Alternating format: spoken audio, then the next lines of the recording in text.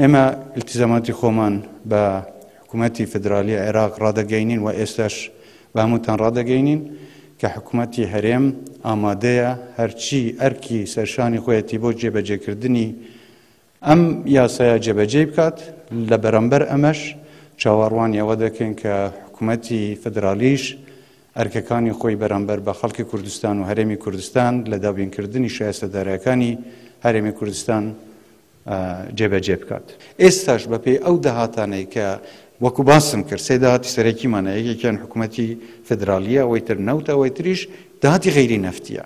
بەڵام لە هەمان کاتدا التزاماتیش خراونەتەوە سەر حکوومەتی هەرێمی کوردستان کە دەبێ بەعزێ لە قەرزەکانی مەسەڵەن بۆ نمونە هی بانکی TBI ئەوێ بداتەوە بە حکوومەتی فدرالی.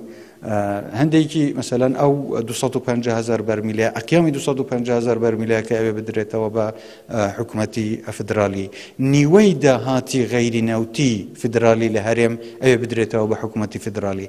ینی خەڵک کە باز دەکا بودجە پەسەند کرا پارەی حکوومەتی عێراق دێت بەو شێوەیە نییە کە ئەو پارە ئیزافەتەن لەسەر ئەو داهاتەی کە لە هەرێمی کوردستاندا هەبووە.